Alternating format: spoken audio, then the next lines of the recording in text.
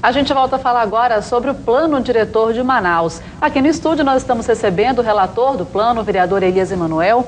Bom, a gente falou dos pontos que foram aprovados, mas alguns ficaram ainda pendentes e tem aí mais um prazo para serem concluídos. Vamos falar sobre esses desafios agora? Vamos lá. Nós temos aí ainda 8 códigos que devem ser enviados à Câmara Municipal de Manaus e a Prefeitura tem a tarefa de fazer isso nos próximos 2 anos. Por exemplo, Luana, nós temos o desafio do plano do código de alinhamento dos passeios públicos na cidade de Manaus. Nós temos também o plano de respeito das margens do Rio Amazonas e também do Rio Negro. Manaus tem um vício histórico, a cidade cresceu de costas para o rio. A gente precisa valorizar a margem, a beira desses rios. E aí é um plano que a Prefeitura, um código que a Prefeitura tem que mandar para a Câmara Municipal. Nós temos o de habitação social, que é justamente, inclusive, para que nós possamos abrir caminho para a ocupação dessas áreas vazias que eu mencionava no bloco passado. E também aquele que eu considero o mais urgente, que é o de mobilidade urbana. A cidade carece de um projeto de mobilidade urbana. Eu sou daqueles que sou fã da Copa do Mundo, muito mais pela herança que ela deveria deixar para a cidade do que dos jogos que teremos aqui. E aí a gente não teve definido ao longo desses anos um projeto de mobilidade urbana fácil, concreto para a cidade de Manaus. O que a gente pode perceber... Copa e o plano não saiu do papel, exatamente, né? Temos imagens aí do monotrilho, que é um projeto que o governo do Amazonas defendia. A prefeitura, à época, defendia o BRT, que são os corredores exclusivos para o transporte coletivo, mas não havia conectividade entre o monotrilho e o BRT. Resultado, quem perdeu foi a cidade.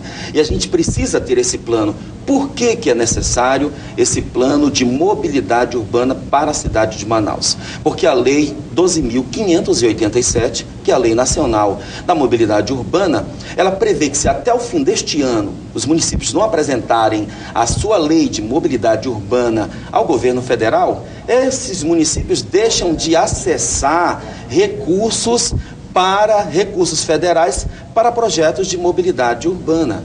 A gente percebe que a cidade de Manaus hoje, ela carece de anel viário, ela tem muitos entroncamentos e o único grande eixo que Manaus tem foi constituído no início da sua história, que começa na Constantino Neri e termina no entroncamento da M10 com a 174. Agora, Elias, o que a gente percebe, perdão, Guilherme, passei na tua frente agora, mas é que ficou uma dúvida, porque na verdade a gente até comentou antes, o que isso vai mudar no trabalho das secretarias? Porque tudo isso passa não só por um plano, mas de uma estratégia de fato de colocar isso em prática. A gente já vai começar a perceber isso sendo trabalhado, esses estudos sendo feitos, essas modificações sendo colocadas em prática? A Câmara, ela vai começar o trabalho este ano, por exemplo, eu começo o trabalho este ano já convocando a Prefeitura para que ela nos dê que caminho está adotando para que todos esses planos setoriais eles sejam apresentados à Câmara de Vereadores.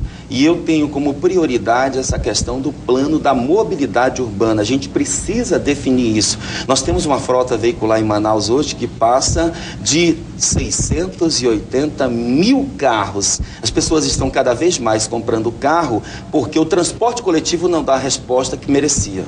E essa também, a respeito desse plano diretor agora das 7 leis que foram aprovadas, algumas mudanças bastante significativas, principalmente na questão da relação da altura dos prédios, que também foi bastante discutido lá na Câmara, essa questão da mudança de 18 para 25 andares, né? Exatamente. Agora, a grande subida na altura dos prédios, Guilherme, não foi de 18 para 25 andares, mas de 4 para 8 andares. Esses prédios eles poderão ser construídos em 80% do território da cidade, em bairros como Cidade Nova, Santa Etelvina, Novo Israel, São José Operário, Zumbi, Compensa, e aí a gente oportuniza para a classe média a baixa o acesso ao apartamento e também a vaga de garagem, e fortalece um setor que é fundamental na cidade de Manaus, no estado do Amazonas e no Brasil, que é a construção, que é o setor da construção civil, que hoje no Amazonas emprega diretamente 90 mil pessoas e mais 150 mil indiretamente. E aí a gente oportuniza esse crescimento econômico para a cidade, que o plano diretor nos abre. Ainda tem muita discussão aí pela frente, né? Acho que esse assunto ainda vai ser bastante discutido, até porque precisa ser discutido, né? É importante para a nossa cidade. A gente agradece a sua presença mais uma vez aqui no Bom Dia Amazônia, o vereador Elias Manuel, relator do projeto. Muito obrigado pela sua presença. Obrigado, Guilherme. Obrigado, Luana. Obrigado à TV Amazonas, que tem priorizado essa discussão do crescimento urbano da cidade e dos desafios que essa capital de 2 milhões de habitantes nos apresenta. Muito obrigada. Bom dia. Bom dia.